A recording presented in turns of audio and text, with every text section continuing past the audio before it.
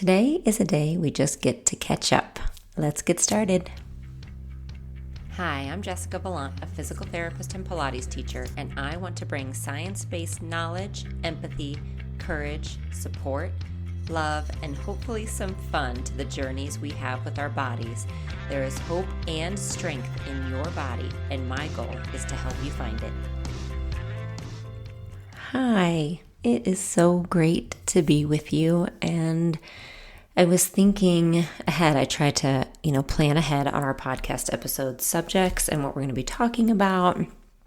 And honestly, I just wanted to chat. That's where I am right now. I think all I have in me is just chatting. We're just going to talk about what's going on, currently what's happening, what I'm experiencing. I'm just going to give you a little catch up. And I wish so much that it could be a two-way street and I could hear what's going on with you. But that's what we're going to do today. I'm going to give you a little something I'm calling currently, and I've seen many people write this, currently what I'm eating, currently what I'm drinking, currently what I'm reading. I don't think I'm going to talk about that at all. It's currently what lessons I'm learning, currently how I'm healing from my surgery 4 months ago. So my currently might look a little different than other people's currently, but that's okay. That's the season of life we are in right now. So currently, to give you context on the season of life we are in, we are moving in 9 days or something from now, 10 days. We are 6 days from the end of school. And not just any year end of school, but our son finishing up kindergarten, our daughter finishing up 5th grade, which means she is done at this school that she's been at her whole life, moving on to middle school. So we are just in the midst of physically so much work and mentally so many emotions. Planning, half of my brain is taken up with organization and planning and details around all of those things. And then the other half of my brain is kind of with emotions and processing all of the changes. So physically, my husband and I was trying to count back, but I feel like this is our 9th move together, and it might be more. There might be a 10th one thrown in there. Because there was a time that we bounced, in a couple months, we bounced around 3 places till we landed on our place where we were going to be for a while. But I feel like this is around the 9th or 10th move together. And so we honestly work so well together in just about every area of life. We're a good team. That's what we always say, because we're not the same, but we really understand each other at this point and what our strengths are, and we really trust the other person. I think that's huge. I remember younger, especially when we first met, and not necessarily trusting, you don't always trust the other person either to do what they say they're going to do or to get it done, those kind of things. We have been together so long now, and we've done this together so long that I trust him implicitly, meaning if he says he's going to do it, he is.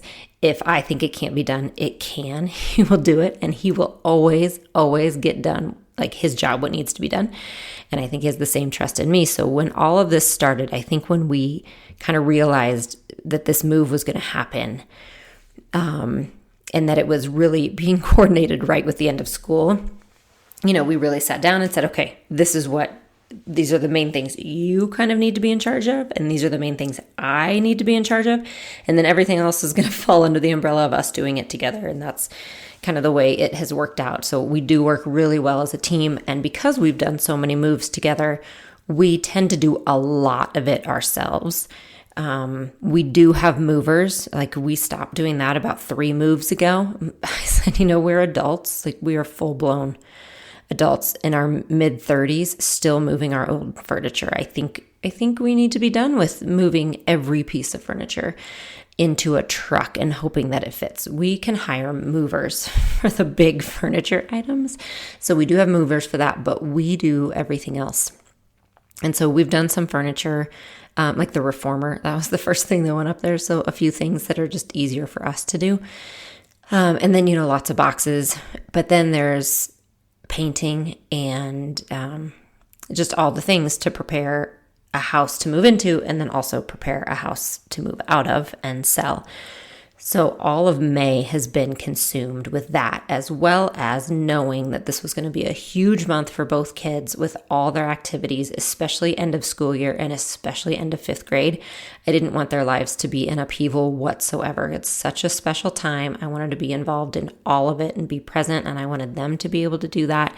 And so really, really making sure that that has all happened too. So like I said, it's just a matter of organization and keeping track of it all. And so we're doing great. And also I am so tired, so tired.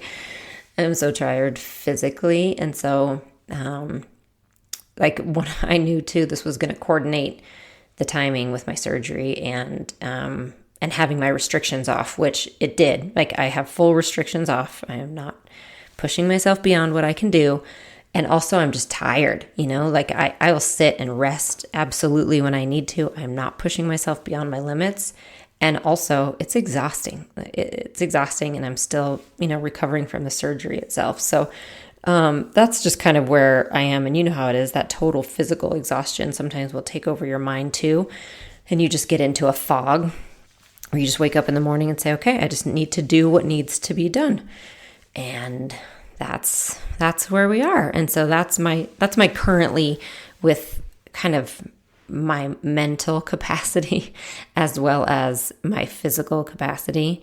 And then also lots of excitement and lots of processing change. I mean, even if we weren't moving, going on to middle school and all of that is a lot of change, but we are moving with it. So just trying to kind of let myself process that as well and walk the kids through all of that. But we are really excited. And if you don't know the story or haven't heard me talk about, we're just moving about 25 minutes away from our current house. So luckily our whole life isn't changing. We're still going to go to the schools we want to go to and all of that. But it's definitely a change and a lifestyle change and, away from our neighborhood that we've been in from a really long time. So still a change.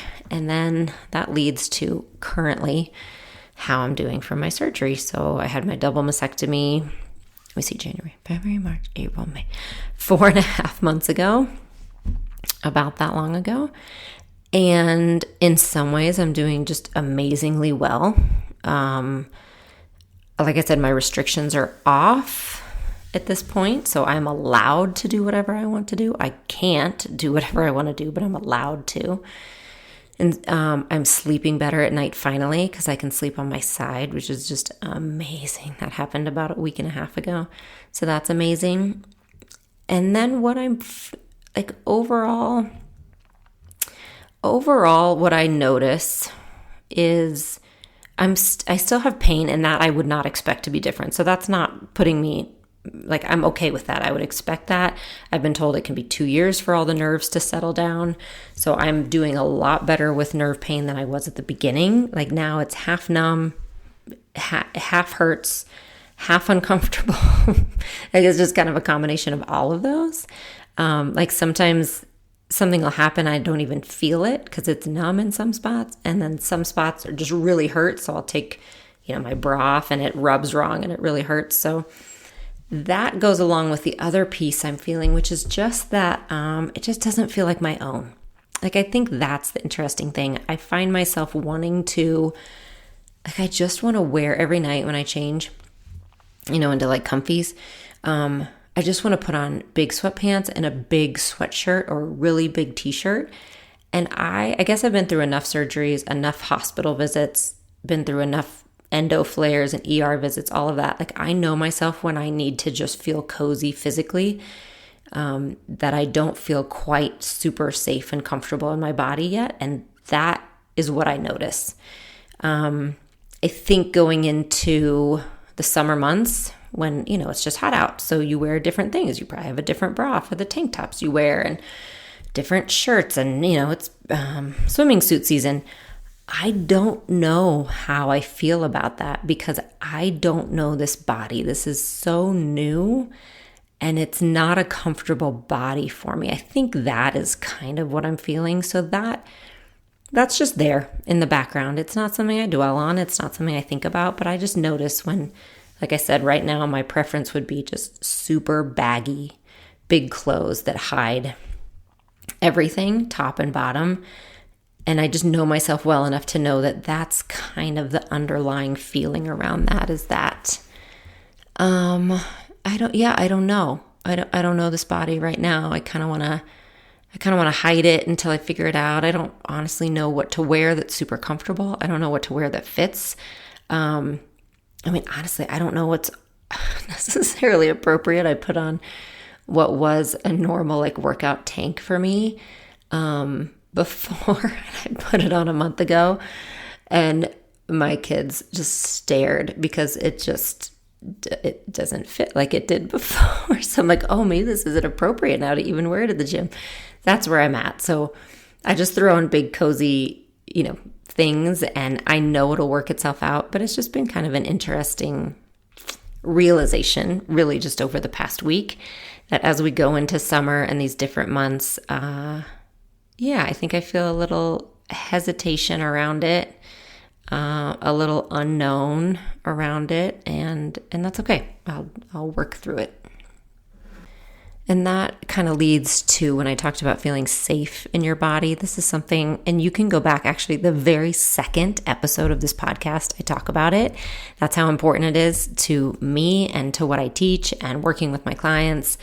It's like the cornerstone of so much, is this idea of feeling safe in your body. So I won't get into all the details here. Again, go listen to that podcast, or if you are in Unlimited, we are going to kind of do a deeper dive in Unlimited in June around feeling safe in your body. And I'm going to do a special podcast episode for you guys, the members only podcast. We'll talk about that.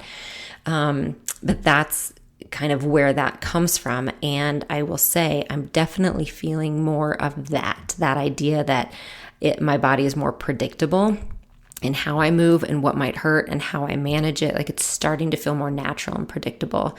So currently I am starting to feel a little more safe in my body in movement, which is really important. I just think I am not there yet in ownership over my body again. It's still pretty new. Another currently is I currently have a self-care routine that I love. And I don't know if I've ever really had that before. I have lots of things, and actually I have a whole podcast episode about self-care also, okay, on Meet Your Body. You can go back and listen to that, because I have some passionate feelings about self-care. And that, one, they're not always easy, and two, it is not all roses and hot baths and all of that. That could be, but for a lot of us, it's not.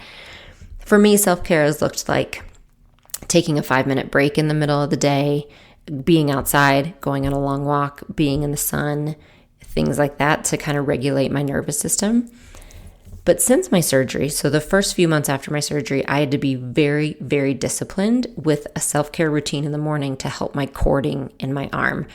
And it was really important. Like, I had to do it or my arm would just get worse. And so I did that for, probably 3 months. And it was so, so helpful. And so recently, maybe 3 weeks ago, maybe a month ago, that just changed a little bit, and that I wasn't having the time in the morning to do it. So I started doing it at night instead.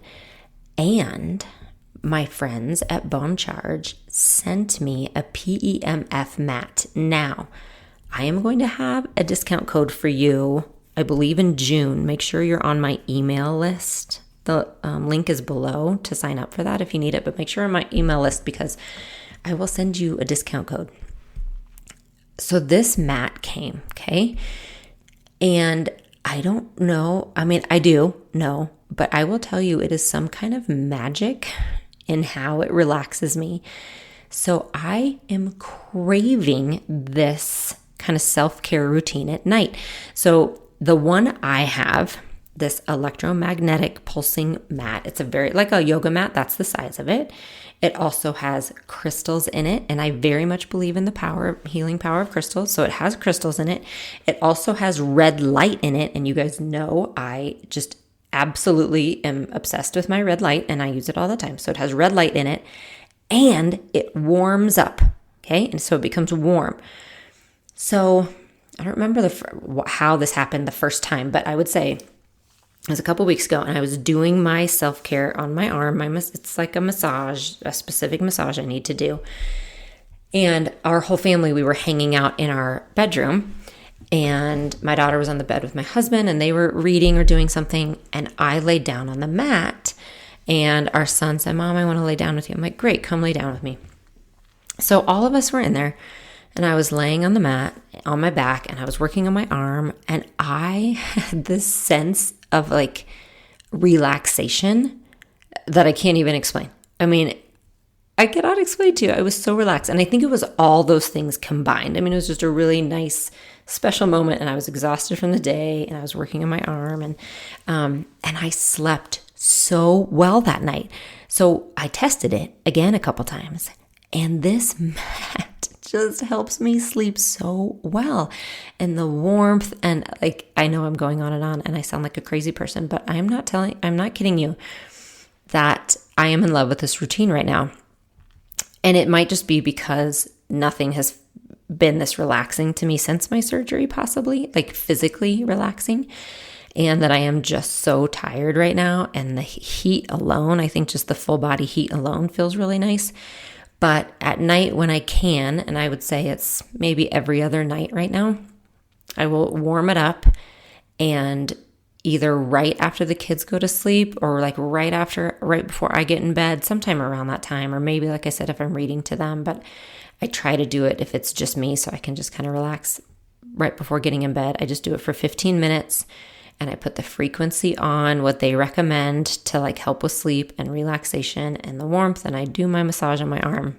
Anyway, I just love it. Like, I'm craving it right now. So that alone tells me that it's good to have some kind of routine for that relaxation. And I guess just to remember that it's okay if those routines change. Like, for a few months, it was really serving me to do it in the morning, sitting in front of my red light, because I was doing it for my scars and my inflammation. Like, that's what needed to happen. Absolutely. Now I'm kind of past that acute healing phase. So I feel like just doing it in a different way and wanting to relax and have that sleep at night is really serving me. So your self-care routine will change in your season of life. And sometimes it looks like 3 minutes in the car alone to take a breath or listen to your favorite song. Like, self-care can look like so many different things. And to me, it just looked like doing my own rehab every day, which was really hard and painful, but it helped. I had to do it. So anyway, I just wanted to mention that I probably talked so much to you. Like, I probably just took 5 minutes explaining that to you, but obviously I'm in love with it at the moment, and it is helping me a ton. I'm also currently finding myself in a place of, I don't even know how to put words to it. So kind of this idea of wanting to be in real life a little bit. And I don't know if that makes sense, but it goes back to kind of that people-pleasing podcast episode I had in this season of life a couple months ago, where I was just having a realization. Life was throwing this realization at me. It didn't come out of the blue. It wasn't fun to have. I guess it's more a lesson. That's it. It's not like this nice, oh, I had a realization. This is like a hit you across the head life lesson that apparently I'm in the need of learning at this moment. That you have to be okay with people being wrong about you. You have to be okay sometimes not defending yourself and walking away. You have to be okay occasionally being the villain in other people's stories. And I say all that because social media seems to really bring it out. As anyone else in the social media space, or even with an online business and online presence, we get a lot of comments and a lot of messages that are lovely. I mean, I get so many supportive ones. So please know that I'll get 100 supportive ones. And then for all those, I'll get a couple not supportive ones. And those sometimes can be very rude, very direct, very personal, And then I had some experience in my personal life kind of around that too. And just that idea of wondering why I was letting so much of this online really, really get to me. Like, it was taking a lot of bandwidth and a lot of space for me, wanting to make everybody happy, wanting to please everyone. I want to be the best for everyone. And when you have hundreds of thousands of people online, that's a much different situation than if you have 10 people in a room and you're trying to get, have everyone have a conversation. We know how hard that is, right? But when you're in person and when you're with people and when it's 10 people, that can be really constructive. That can be really constructive. Let's work through our differences. Let's figure out a compromise. Let's make this work. Okay. Online, you have hundreds of thousands of people. Of course, you're not going to make everyone happy. And of course, everyone is not going to agree with you. And they shouldn't. We're all different. We don't need everyone to agree with us. But it was kind of this really big reckoning that I think I entered into. And I don't want to say I went through, because I think I still am, for sure. But I'm starting to, from all of that, feel kind of this pull towards in real life again, meaning not that if you follow me here, you are in my real life. Okay. This is so important to me, talking to you here and online and in Unlimited. That is so important to me. But what I really found was all of that bandwidth being taken from a stranger giving me a comment online that was hurtful. Or even, again, someone in my real life. It happened. I had to go through some of that a little bit too. Someone in real life. But realizing that's taken away from the people that I really am here with in my community, and I consider that obviously my family, my kids' schools in those communities. Unlimited is a big community that I serve. And then I have my friends, and then I have my extended family. So there are communities, and just kind of that realization that is where so much real work can come in. If you've heard that saying that we tend the garden that we're planted in, and I know that can sound cliche, but I think about that a lot because it's true. And researchers have really talked about this a lot lately, that this online world has made us think that our communities are hundreds of thousands of people all over the world, when really we are made, as humans, our capacity is for a community of maybe 50 to 100 people. That's the way we evolved. And we now are thrust into believing that we have these huge communities that we need to answer to and we need to support. And it causes so much overwhelm. And that doesn't mean don't worry, I'm not leaving social media. I'm not leaving any of that. It's more for me mentally, kind of sifting through, how does that look to me? Am I doing anything that I can possibly change? Am I spending too much time there? Am I putting too much emphasis on certain things there? I need to make sure that I still have the bandwidth and capacity to serve who's in my garden, because that's what I was made for. And I think, again, part of that overwhelm can be that we want to change the world because the world's hard. The world is so hard and we feel so helpless. And there are hundreds and hundreds of problems in the world that we want to help solve, and we don't know how, and we don't know our position. And that too, sometimes for me, it helps to, when that happens, to again, look in my garden or look locally and say, you know what, who can I actually serve here? I might not be able to serve the hundreds of thousands of people that need me across the world, but can I make a ripple effect? Can I serve who's here in my garden and here in my community? And so again, I'm just kind of talking out loud and maybe going in circles, but just starting to kind of have those thoughts and realizations of the choices I make. I need to trust that they are best for people in my garden, and that it is okay if there are people who don't agree with those. As long as I know I am making the best ones for me and my life and the people I serve, and my community and my family and my loved ones, it's okay if people don't agree because they have their own decisions to make. And so, yeah, that's where I kind of am, settling into that idea that social media and even other people's thoughts of me don't define me, and they don't have to limit the effects that I can have on the people around me. So that's currently where I am with that. And then finally, currently, I'm working on just enjoying the present moment without putting huge expectations on it. And I guess what I mean by that is because this is such a big time for us, and I've always been this way personally, I want to honor every moment. I want to honor every second. I want to like blink and take a mental snapshot. I don't want to forget it. I can be very sentimental in that way.